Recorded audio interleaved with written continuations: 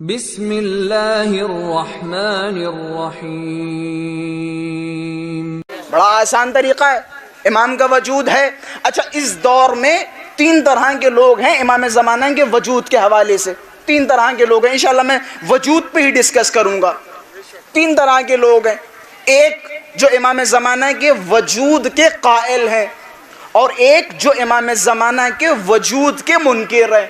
غور کیجئے گا، ایک وہ جن کا ماننا ہے کہ امام زمانہ کا وجود ہے، ایک وہ جن کا ماننا ہے کہ امام زمانہ کا کوئی وجود نہیں۔ یا بعض افراد کہتے ہیں کہ وہ پیدا ہونے کے بعد اس دنیا سے کوچ کر گئے، گزر گئے، یا فلاں فلاں، وہ ساری کی ساری باطل باتیں ہیں کہ جن پر بحث و مناظرے کی ضرورت ہے۔ ماشاءاللہ سے سورج و چاند سے بھی زیادہ یہ باتیں روشن ہیں ہمارے لیے۔ تو ایک گروہ وہ ہے جس کا ماننا کیا ہے؟ وجود ہے۔ دوسرا گروہ وہ جس کا ماننا ہے کہ وجود نہیں ہے، جنہیں ہم کیا کہتے ہیں؟ منکر وجود امام زمان۔ ٹھیک ہے، اچھا اب غور کریں، یہ خاص مولا کے منتظرین کے لیے، مولا کے شیعوں کے لیے۔ اسی وجود امام زمان کے قائلین کی دو صفت ہیں۔ جو قائل ہیں کہ امام کا وجود ہے، ان میں دو طرح کے لوگ ہیں۔ ایک وہ جو امام زمان کے اثر کے قائل ہیں، بھئی غور کیجئے گا جملوں پہ۔ ایک وہ جن کا عقیدہ یہ ہے کہ امام کا وجود ہے، نہ صرف یہ کہ امام کا وجود ہے بلکہ امام کی دخالت ہماری زندگی میں ہے۔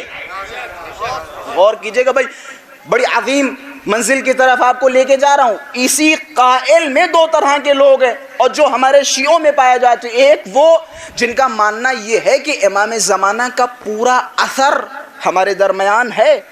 دوسرا گروہ وہ ہے جو امام زمان کے وجود کا قائل تو ہے، لیکن کہیں نہ کہیں تعطیل کا قائل ہو جاتا ہے۔ تعطیل عربی لفظ ہے، اسے اگر ہم اردو یا ہندی میں ٹرانسلیٹ کریں تو چھٹی۔ امام زمانہ کے وجود کے حوالے سے بعض لوگ تعطیل کے قائل ہو جاتے ہیں۔ تعطیل کے قائل یعنی کبھی کبھی ہوتے، میں زیادہ واضح نہیں کروں گا، جب تک امام غائب ہیں، جب تک امام نہیں آئیں گے، امام تو پردہ غیب میں ہے۔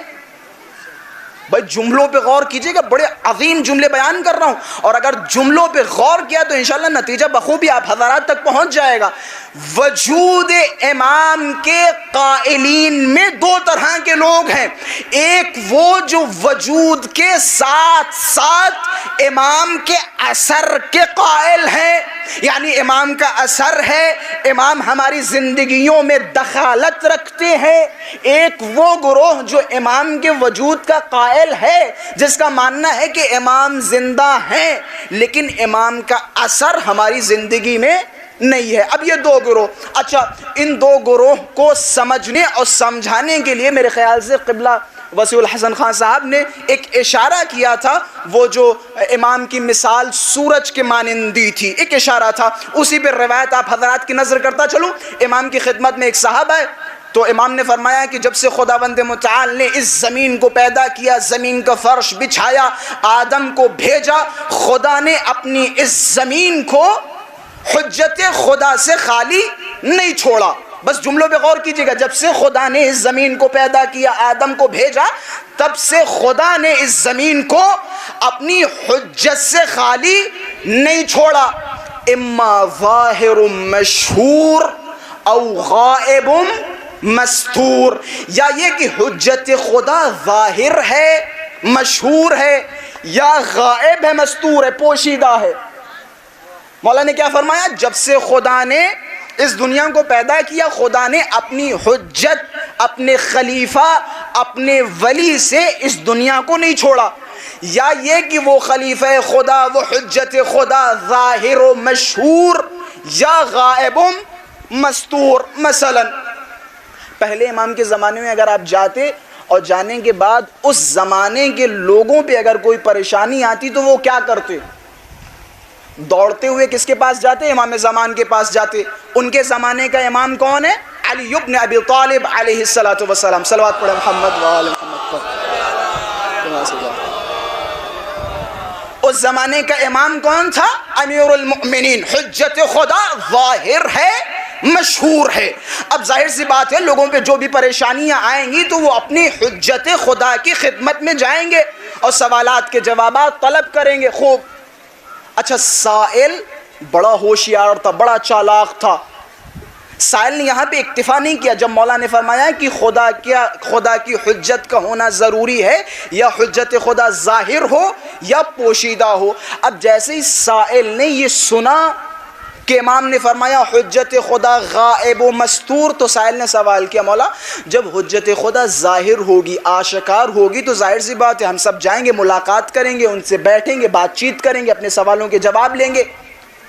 فَكَيْفَ يَنْتَفِعُ النَّاسِ بِالْحُجَّةِ الْغَائِبِ الْمَسْتُورِ، کہ مولا حجت خدا ظاہر و آشکار ہوگی تو سمجھ میں آتا ہے، لیکن جب اللہ کی حجت غائب ہوگی، پوشیدہ ہوگی، مستور ہوگی، فَكَيْفَ يَنْتَفِعُ النَّاسِ یا فَكَيْفَ يَنْتَفِعُونَ النَّاسِ، لوگ اس حجت سے فائدہ کیسے اٹھائیں گے؟ بھائی یہ مطلب اگر ہمارے اور آپ کے کام کا نہیں تو پھر کس کے کام کا ہے؟ بھائی ہم فی الحال ایک ایسے دور میں ہیں جس دور کی حجت سامنے نہیں ہے، چاہے وہ ہمارے گناہوں کی وجہ سے ہو یا کسی اور علت کی وجہ سے. ہم ان سے ملاقات نہیں کر سکتے عمومی طور پر، ہم ان سے سوالات کے جوابات نہیں کر سکتے مستقلاً، اس کے لیے ایک بعض الگ شروط ہے. تو فرمایا مولا کیسے استفادہ کریں گے؟ تو مولا نے جملہ فرمایا، وسیع حسن خان صاحب نے تقریباً اس کی طرف اشارہ کیا تھا، اسی کو آپ حدیث کی شکل میں سنیں. مولا نے جملہ فرمایا، حضرت نے فرمایا کما ينتفع الناس یا کما ينتفعون الناس بالشمس اذا سطرها السحاب، کہ لوگ اپنے زمانے کے امام سے جب امام غائب ہوں گے تو اپنے زمانے کے امام سے ٹھیک اسی طرح استفادہ اٹھائیں گے جس طرح لوگ سورج سے استفادہ اٹھاتے ہیں جب سورج کو بادل گھیر لیں. جب سورج کو بادل گھیر لیں. اس کی بڑی علتیں بیان کی گئی. بھائی ظاہر سی بات ایک سوال تو یہ ہوگا کہ مولا نے کیوں امام زمان کی مثال سورج کے مانندی، اس کی بہت ساری وجوہات، تقریباً بعض وجوہات آپ نے اس سے پہلے والی مجلس میں سنی کہ سورج اگرچہ غائب ہوتا ہے، اگرچہ بادل سورج کے سامنے آ جاتا ہے، لیکن سورج اپنی ضیاء، اپنی روشنی ہم تک پہنچاتا ہے. یہ ایک علت، یہ ایک وجہ اور بتاتا چلوں. جب بھی سورج غائب ہوتا ہے یا سورج کے سامنے بادل آ جاتے ہیں تو ہر وہ انسان کے جس کی آنکھیں ہوتی ہیں وہ ایک دوسرے سے کہے گا اما دیکھو سورج نکلا یا نہیں. کیوں؟ کیونکہ اس کی آنکھیں ہیں، وہ روشنی کو محسوس کر سکتا ہے. وہ بچوں سے کہے گا ذرا جاؤ باہر دیکھو کیا سورج نکلا یا نہیں. کیوں؟ کیونکہ اس کی آنکھیں سلامت ہیں، وہ روشنی کو دیکھ سکتا ہے، روشنی کو محسوس کر سکتا ہے. لیکن وہ انسان کہ جس کی آنکھیں خراب ہوں، جس کی آنکھیں خراب ہوں، اسے کوئی فرق نہیں پڑتا سورج ہو یا نہ ہو، سورج ہو یا نہ ہو. بس آخر کے مؤمنین سے مخاطب ہوں کہ سورج ہو یا نہ ہو کوئی فرق نہیں پڑتا. کہ کیوں؟ کہ بھیا ہماری تو آنکھیں خراب ہیں. اب سمجھ میں آیا مولا نے امام کی مثال سورج کے مانند کیوں دی. یعنی مولا بتانا چاہ رہے ہیں غیبت امام کے دور میں امام کا انتظار وہی کرے گا جس کا دل زندہ ہو.